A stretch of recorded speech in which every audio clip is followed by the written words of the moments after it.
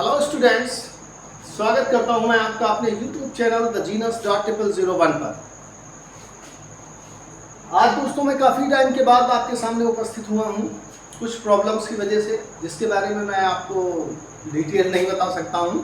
लेकिन आज फिर मैं आपके सामने उपस्थित हूं अपने नए टॉपिक डाइजेस्टिव ग्लैंड्स के बारे में लेकर, जिससे जैसा कि मैंने आपको अपने पहले वीडियोस में एलिमेंट्री कैनाल के बारे में बताया था, और मैं ये भी आपको बता दूं कि मैं इस जगह पर जो आपको सिलेबस स्टडी करा रहा हूँ वो 10th स्टैंडर्ड का सिलेबस है, यानी 10th के स्टूडेंट्स के लिए है। तो आइए हम आज स्टडी करते हैं डाइजेस्टिव ग्लैंड्स के ऊपर कि डाइजेस्टिव ग्लैंड्स क्या होती हैं और ये हमारे शरीर में कितनी मात्रा में पाई जाती है और इनसे कौन कौन से हार्मोन्स का सेक्रेशन होता है। तो सबसे पहले हम ये जानेंगे कि डाइजेस्टिव ग्लैंड्स की संख्या हमारी बॉडी में कितनी होती है। तो डाइजेस्टिव ग्लैंड्स जो हैं वो हमारी बॉडी में 5 प्रकार की होती हैं। केवल 5 प्रकार की डाइजेस्टिव ग्लैंड्स हमारी बॉडी के अंदर पाई जाती हैं, जिसमें सबसे पहली जो ग्लैंड्स होती हैं वो सिलेवरी ग्लैंड्स कहलाती हैं, जिन्हें हम लार ग्रंथियां कहते हैं। ये हमारी माउथ कैविटी में पाई जाती हैं और इनकी संख्या 3 जोड़ी होती है। ये 3 पेयर ऑफ सिलेवरी ग्लैंड्स हमारी माउथ कैविटी के अंदर उपस्थित होती हैं। सेकेंड आ जाती है हमारी स्टमक ग्लैंड्स या गैस्ट्रिक ग्लैंड्स, यानी जो हमारे स्टमक भाग में पाई जाने वाली ग्लैंड्स होती हैं वो कौन सी ग्लैंड्स होती हैं। स्टमक में पाई जाने वाली जो ग्लैंड्स होती हैं उनको हम स्टमक ग्लैंड्स या गैस्ट्रिक ग्लैंड्स कहते हैं। ये भी 3 प्रकार की होती हैं।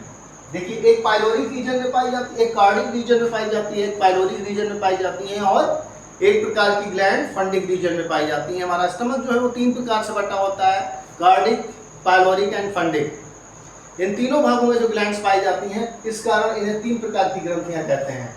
नेक्स्ट आ जाती है हमारी तीसरी लिवर और गॉल ब्लैडर, यानी ये 2 ग्रंथियां पाई जाती हैं। लिवर जो है सबसे बड़ी ग्रंथि होती है बॉडी के अंदर पाई जाने वाली, और उसी के पास में नीचे की ओर स्थित होती है एक छोटी सी थैलेनुमा ग्लैंड, जिसको हम गॉल ब्लैडर या पित्ताशय के नाम से जानते हैं। फोर्थ ग्लैंड आ जाती है हमारी पैंक्रियास, जो कि अग्नाशय रस का सेक्रेशन करती है। अग्नाशय ग्रंथि कहलाती है। ये हमारी स्टमक के नीचे, जस्ट स्टमक के नीचे पाई जाती है, और ये डियोडिनम में आकर खुलती है। डियोडिनम में आकर खुलती है, जो कि पैंक्रियाटिक जूस का सेक्रेशन करती है, जिसके बारे में पूरी डिटेल्स मैं आपको आगे वीडियो में बताऊंगा। फिलहाल आपको जनरली मैं बता रहा हूं कि अभी तक कितनी ग्लैंड्स पाई जाती हैं, टोटल ग्लैंड्स पाई जाती हैं और उनकी सिचुएशन कहां पर होती है। नेक्स्ट आ जाती है हमारी इंटेस्टाइनल ग्लैंड्स। जैसा कि नाम से आप जानते हैं, इंटेस्टाइनल ग्लैंड्स मतलब इंटेस्टाइन के अंदर पाई जाने वाली ग्लैंड्स। ये वो डाइजेस्टिव ग्लैंड्स होती हैं जो हमारी इंटेस्टाइन के अंदर पाई जाती हैं। तो इन सभी ग्लैंड्स को मिलाकर कुल 5 प्रकार की ग्रंथियां जो हैं वो हमारी बॉडी में पाई जाती हैं। बात करते हुए सबसे पहले हम आते हैं अपने सिलेवरी ग्लैंड्स के ऊपर, जिसको हम ब्रीफली स्टडी करेंगे अब। तो ब्रीफली स्टडी में हम आपको बता दें कि लार ग्रंथियों की संख्या, जैसा कि मैंने आपको पहले भी बताया था, कि 3 जोड़ी होती है। ये 3 जोड़ी ग्रंथियां कौन कौन सी होती हैं? पहली होती है पैरोटिड ग्लैंड्स, दूसरी होती है सबमैक्सिलरी ग्लैंड्स, और तीसरी होती है सबलिंगुअल ग्लैंड्स। ये तीनों प्रकार की ग्रंथियां जो हैं वो हमारी माउथ कैविटी में लार का सेक्रेशन करती हैं। तो सबसे पहले मैं आपको बता दूं कि जो हमारी लार का सेक्रेशन होता है वो पूरे दिन में लगभग 1.5 लीटर लार जो है हमारे माउथ कैविटी में बनती है। 1.5 लीटर लार जो है वो प्रतिदिन हमारी माउथ कैविटी में बनती है, जिसके कारण माउथ कैविटी परमानेंट गीली बनी रहती है। तो इसी क्रम में सबसे पहली ग्लैंड्स के ऊपर हम आते हैं, जिसे हम पैरोटिड ग्लैंड्स या कर्णपूर्ण ग्रंथियां कहते हैं। जैसा कि इनका नाम है, मैंने आपको बताया कि कान के नीचे और हमारे दोनों कपोलों के पीछे स्थित होती है। जिस पोर्शन पर मैं अपनी उंगलियों को यानी आंखों को रखे हुए हूं, इन पोर्शन पर पाई जाने वाली ये ग्लैंड्स होती हैं, जो कि लार ग्रंथियों में सबसे बड़ी ग्लैंड्स होती हैं और सबसे ज्यादा लार का सेक्रेशन करती हैं। इनके लार जो सेक्रेट होती है, इनमें जो एंजाइम होते हैं उसमें श्लेष्म होता है, टाइलिन होता है और लाइसोजाइम एंजाइम होता है। ये एंजाइम जो है वो मंड का पाचन करते हैं, यानी स्टार्च का पाचन करता है, डाइजेशन करते हैं। सेकंड ग्लैंड्स आ जाती है। ये नलिकाएं जो है, ये ग्रंथियां जो हैं हमारी माउथ कैविटी में स्टेंशन की नलिका द्वारा होती है। स्टेंशन की नलिका द्वारा माउथ कैविटी में ओपन होती है। और दूसरी ग्लैंड्स आ जाती हैं सबमैक्सिलरी ग्लैंड्स। 3 जोड़ी ग्रंथियों में जो दूसरी ग्लैंड्स होती हैं वो सबमैक्सिलरी ग्लैंड्स होती हैं, जिनको हम अधोहनु ग्रंथियां भी कहते हैं। ये भी लार का सेक्रेशन करती हैं और ये माउथ कैविटी में इंसीजर दांतों के पास आकर ओपन होती हैं वॉटसन की नलिकाओं द्वारा। यानी इनमें जो नलिकाएं पाई जाती हैं वो एक्सटेंशन की नलिकाएं होती हैं। पैरोटिक ग्लैंड्स में जो नलिकाएं पाई जाती हैं वो एक्सटेंशन की नलिकाएं होती हैं जिनके द्वारा लार का सेक्रेशन किया जाता है। और सब मैक्सिलरी ग्लैंड में जिन ग्रंथियों के द्वारा लार का सेक्रेशन, जिन नलिकाओं के द्वारा लार का सेक्रेशन माउथ कैविटी में होता है उन्हें वॉटसन की नलिकाएं कहते हैं। तीसरी बात आ जाती है हमारी सबलिंगुअल ग्लैंड्स के ऊपर। सबलिंगुअल ग्लैंड्स जो है वो जीभ के नीचे यानी अधोजीवल ग्रंथियां कहलाती हैं और जीभ के नीचे पाई जाने वाली छोटी सबसे ग्रंथियां होती हैं।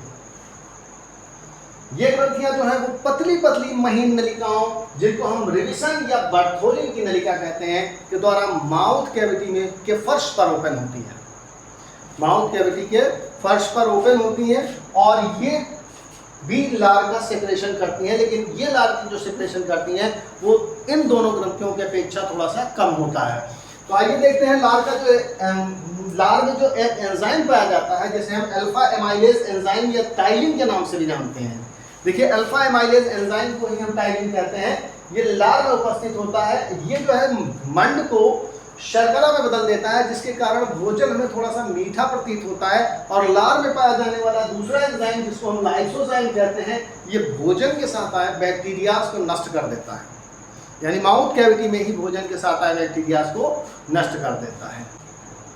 सैलरी ग्लैंड्स के बाद अब हम बात करते हैं स्टमक और गैस्ट्रिक ग्लैंड्स की। ये ग्रंथियां भी 3 प्रकार की होती हैं जो जठर रस का सेक्रेशन करती हैं यानी श्रावण करती हैं। जिसमें सबसे पहली ग्रंथि होती है हमारी कार्डिक ग्लैंड्स। कार्डिक ग्लैंड्स हमारी कार्डिक रीजन में पाई जाने वाली ग्रंथियां होती हैं जो आइसोफेगस ओपनिंग की जगह पर खुलती है। जो आइसोफेगस ओपनिंग जहाँ पर होती है उस जगह पर ये ग्रंथियां पाई जाती हैं।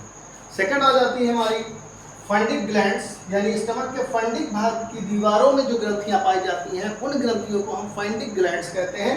और ये ग्रंथियां जठर रस का सेक्रेशन करती हैं यानी गैस्ट्रिक जूस का सेक्रेशन करती हैं।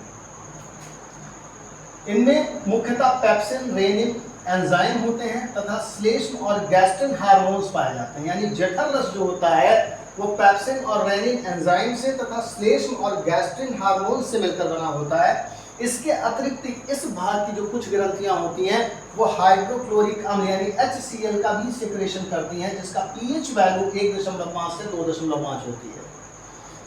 ये HCl जो है वो इन हार्मोन्स की रिएक्टिविटी को बढ़ा देता है यानी इनकी क्रिया करने की दर को बढ़ा देता है और भोजन के साथ आए हानिकारक जीवाणुओं को भी नष्ट करता है और भोजन को फुला देता है।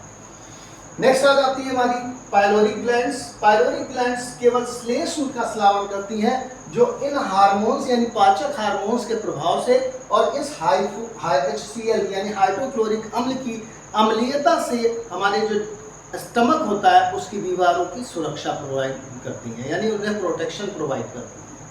और इसी के साथ मैं अपने आज के इस टॉपिक को यहीं पर रोकता हूं और इसके आगे का टॉपिक मैं नेक्स्ट डे पर लेकर फिर से उपस्थित होऊंगा आपके सामने। तब तक के लिए हैव अ नाइस डे।